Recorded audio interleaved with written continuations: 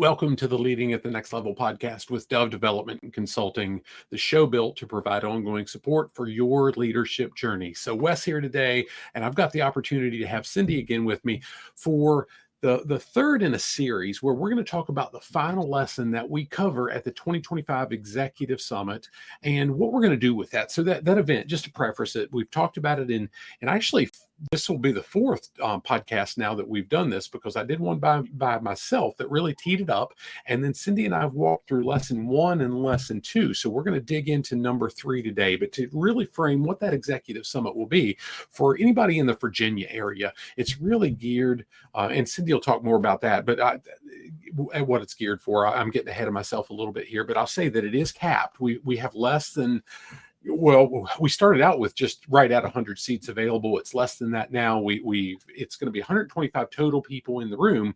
Our executive leadership elite think tank, both our private group as well as our corporate groups, our public and so on, and our Impact Leadership Academy. So we've got different folks involved. And this final lesson, I'll cap it off right now, or give you the synopsis of it right now, and then we'll dig into it as we move forward through this episode, is going to be titled Creating a Legacy Through Values. And we're really going to work through how we need to set sustainable expectations for our team members to really exemplify and live out our values on a daily basis. Now, if you're tracking, this is a chapter in the Values Advantage, the book that I've got done. We're working through some of the final pieces right now. It'll come out in early 2026. It's going to be the foundation of what our 2026 Leadership Legacy event is going to be based on, and we've got a lot of cool things coming on that. But for today, we're going to really map out what we're looking to do in that final session. Cindy?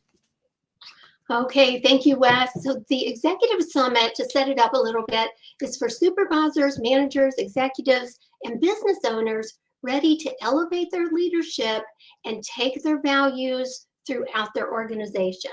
If their values are throughout their organization, fantastic. This helps you ensure that your foundation is what it needs to be for all of your employees to grow from. So Wes's book that's coming out in early 2026, The Values Advantage, this day is based on that book, and it really shows how values create lasting impact.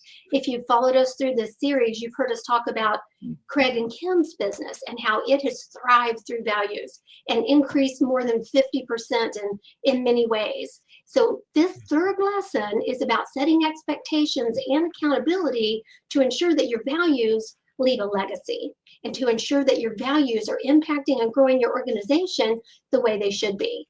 Now, you may see me petting my little dog here because we have a little rescue dog. So he's brand new and right here in the video with me. So hang with me.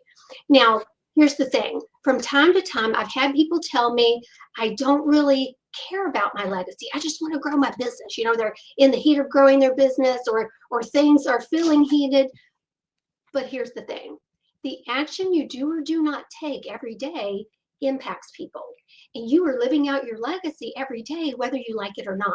Your legacy takes shape whether you craft it with purpose or if you leave it to chance. So your legacy will happen either way. So back to this third session, creating a legacy through values. Like Wes mentioned, this is about sustainable expectations from chapter 9 of the Values Advantage. I can't wait for you all to get your hands on that book, but we are going to give you a preview at this event. And this gives you the tools to create a legacy of values and instill them in your organization.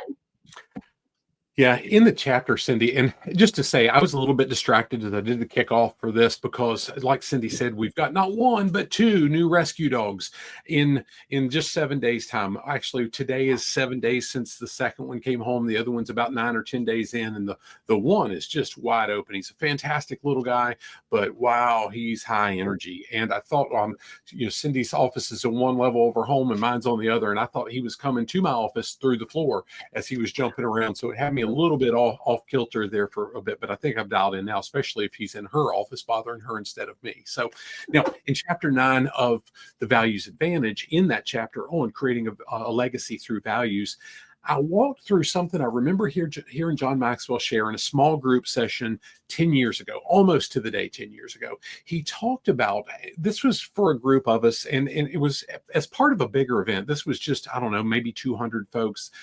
just prior to the event where about 2,500 of us were going through the process of getting certified to use John's content, to go out and be licensed with John's content, the content that he had spent, I don't know, 40 years of his life developing at that point. And he says, guys, if you're going to carry my name, I really, really, really need you to make sure that you always exceed expectations of everyone that you interact with, everyone that you carry my name with, everyone you use my content with.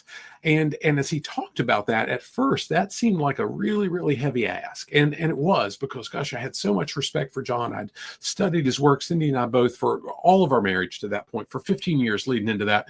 And we just had a lot of reverence for him because, wow, he had just sowed so much into his life, even though that was the first small room I'd ever been in with him. But he took the pressure off when he said, you know what, it's not that big a deal, because 80% of the people, and I don't know where he sourced these numbers, but it's rung true with me still today, although I would argue that they're not quite accurate anymore. He said 80% of the people we ever interact with, they don't even meet expectations. They fall short of anything that's expected of them. He said 15%, they do meet expectations, but that's exactly where they stop. They do nothing more. I did what I was asked to do, and that's all I'm going to do. He said, if you're willing to be in that remaining 5% that make sure that you exceed expectations on a daily basis, you'll be able to stand out from so many people around the world. Now, the truth is, I think it's less than 5% today that exceed expectations. I think it's less than 15% that meet expectations. And I think it's way more than 80% that fall short of expectations today. And if you don't believe me, go into a Walmart or any other retail store at this point. You'll soon realize that Wes is probably right here. Now, here's where I'm going with this.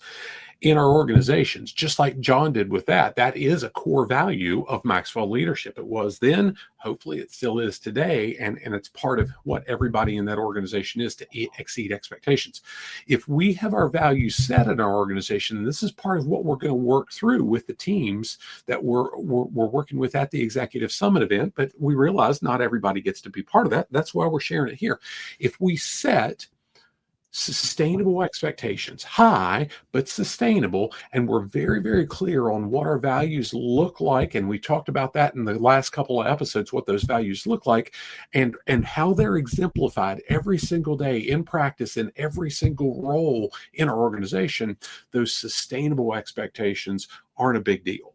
And just being consistent, being able to do that ongoing is where we'll get to. It won't happen overnight. And in the chapter, I give the example, and we got to see this firsthand when our son worked at Chick-fil-A, but we didn't realize the behind the scenes until just a few years ago when we heard our friend Jeff Henderson share it, that Truett Cathy, when he heard, and I believe it was at a Ritz-Carlton or something like that, he heard someone say "my pleasure" instead of saying, no big deal, you're welcome, whatever. It just felt different.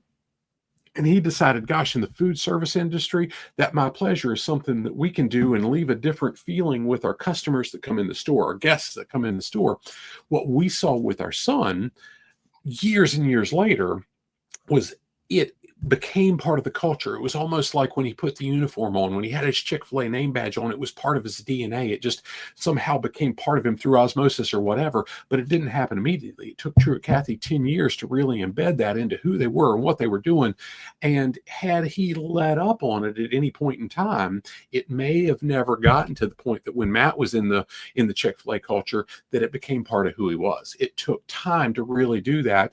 And those sustainable expectations for how and when "my pleasure" was set in that culture, it took time to build, and it took some patience. It didn't happen overnight.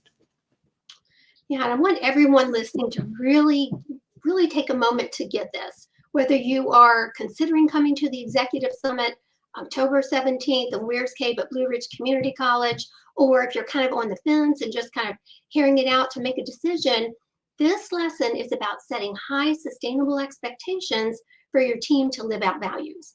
And it's about accountability. And again, we're talking about the third lesson of this day. It's about accountability, not condemnation. So Wes, you talk about coaching team members to align them with values, and I do much of the same. But what it reminds me of is when Terry Ward challenged you to set a better example.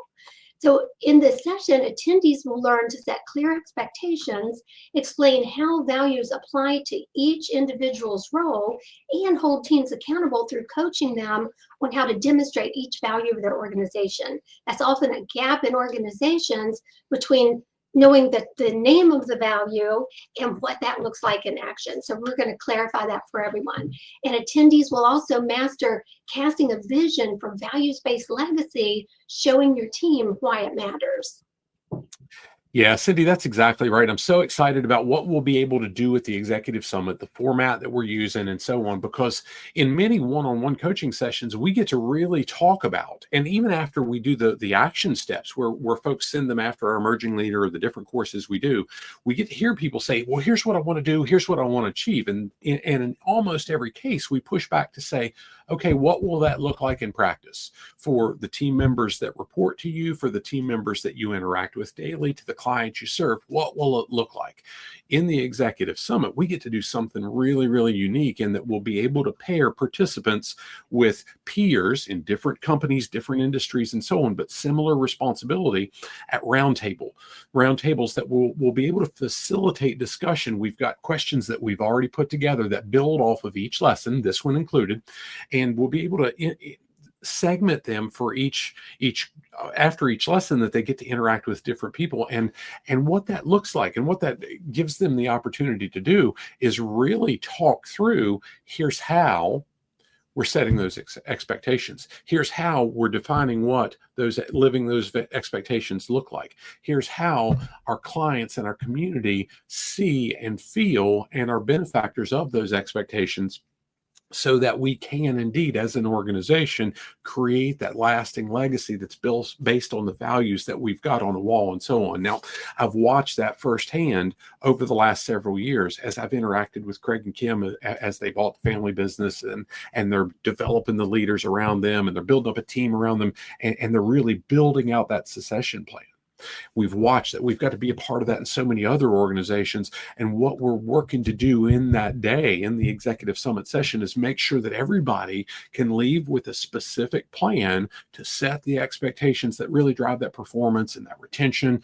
And it gives them an opportunity to network with people in other organizations that have different responsibilities and scope of work, but still have that people base. They're responsible for the team, so they can really define, here's what it looks like in our industry, but it's not all that different in other industries either, because we all deal with people.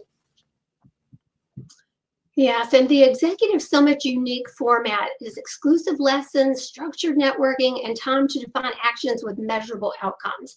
This format and this structure makes the entire day practical, and a day that is action-oriented, where attendees will have the opportunity to really meet and discuss application of what they've just learned with dozens and dozens of leaders in the session. So Wes outlined that a little bit. I wanted to add to it. Again, there's only 100 spots available outside of our 25 or so Impact Leadership Academy and Executive Leadership Elite Think Tank members, who will all be there that day as well. So I guess I can share, register at L2L-Harrisonburg. That's L, the letter L, number 2, letter L-Harrisonburg.com to join us October 17, Blue Ridge Community College in Weirs Cave, Virginia. Like Wes mentioned, this is a Virginia event.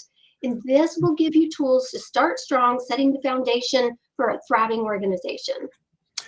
Yeah, and for those of you that access this, that are either, maybe it's beyond the event and you're in the area, but if you're not in the area and you know, hey, I just can't get to Virginia for this, although I would suggest to you that the juice will be worth the squeeze, I want to challenge you to think about, how can you take action on this? How can you, as you get your hands on the book coming out in February of 2026, or you just think into what we're sharing here with you right now, how are we really setting sustainable expectations for what our values look like in our organization? You have values in your organization. At least 75 to 80% of companies statistically do, and they're on the wall, they're in the handbooks and so on. Think about what it looks like. How have you modeled them? How have you defined them? How have you done the things that we've covered in the last couple of episodes? But just as importantly, how do you set expectations for how your team members live by and exemplify those values? How do you handle when somebody doesn't live up to those values, when somebody steps out of line, when somebody falls short, when somebody chooses, and I use the word chooses intentionally, to be in that 80% or more who don't meet expectations? How do you address it? What steps are you taking? Because if you don't address it, you're addressing it, you're just saying it's okay. And if it's a value, it's not okay. And if it is okay, then I'd argue it's not a value. So how are you working through those? Gosh, it can be tough. It takes time when we don't have it. It takes discipline when we don't want to apply it. But the reality is, when we can set those sustainable expectations throughout our organization, it can be absolutely transformative for not just the organization, but the team members that are a part of it, the way we serve our customers, our clients, our community, and the results we achieve through that process. Now, we would love to have you with us. If you can be one of the 100 open seats that are available, less than as we stand now. But if you can't, I would love to hear how you're taking action to set sustainable expectations and really hold people accountable to those in how your organization truly does live out those values. Absolutely. So visit l2l-harrisonburg.com to secure your spot and start building your legacy. Join the Values Advantage and give yourself that foundation that will really carry your legacy. The link will be available wherever you access this, although I just gave you the site. No, it's kind of hard to hear. Thanks again for listening. We hope to see you there.